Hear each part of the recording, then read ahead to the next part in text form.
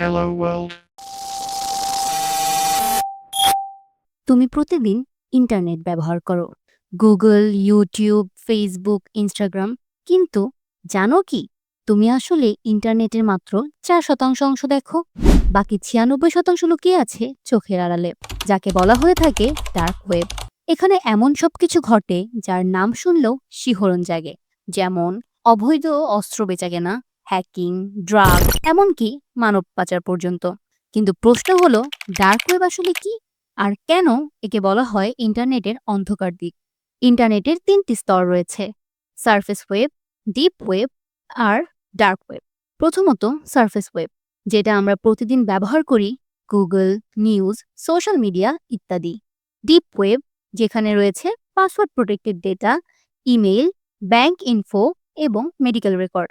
আর রয়েছে dark web, যেখানে প্রবেশ করা যায় শুধু টর ব্রাউজারের মতো বিশেষ সফটওয়্যার দিয়ে, যা ব্যবহারকারীর পরিচয় লুকিয়ে রাখে।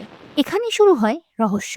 ডার্ক ওয়েবে পাওয়া যায় ব্ল্যাক মার্কেট সাইট, যেখানে ক্রিপ্টোকারেন্সি দিয়ে বেচাকেনা হয়, অস্ত্র, নেশা, হ্যাক করা ডেটা, এমনকি মানুষের পরিচয় পর্যন্ত।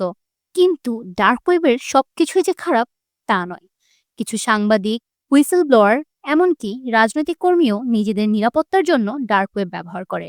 তবে এখানেই লুকিয়ে থাকে ভয়ঙ্কর দিক: অবৈধ ভিডিও মার্কেটিং, শিশু নির্যাতনের কন্টেন্ট, আরও এমন কিছু ফোরাম যেখানে মানুষ হত্যাকাণ্ডের পরিকল্পনা করে থাকে। 2013 সালে এফবিআই সিল্ক রোড নামের সবচেয়ে বড় ডার্ক ওয়েব মার্কেট বন্ধ করে দেয়।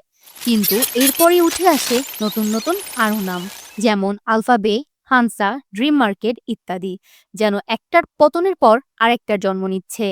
এই অদৃশ্য দুনিয়া যেন এক অন্ধকার নদী, যেখানে প্রতিদিন লেনদেন হয় বিলিয়ন ডলার মূল্যের অবৈধ জিনিস।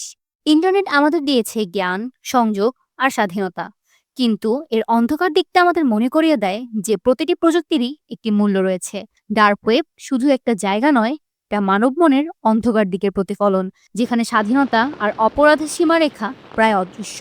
তুমি যদি আজ ইন্টারনেটে নিরাপদ থাকতে চাও, তাহলে মনে রেখো, সবকিছুই দেখার মতো নয়, আর প্রতিটি ক্লিকের পেছনে থাকতে পারে এক অজানা ছায়া।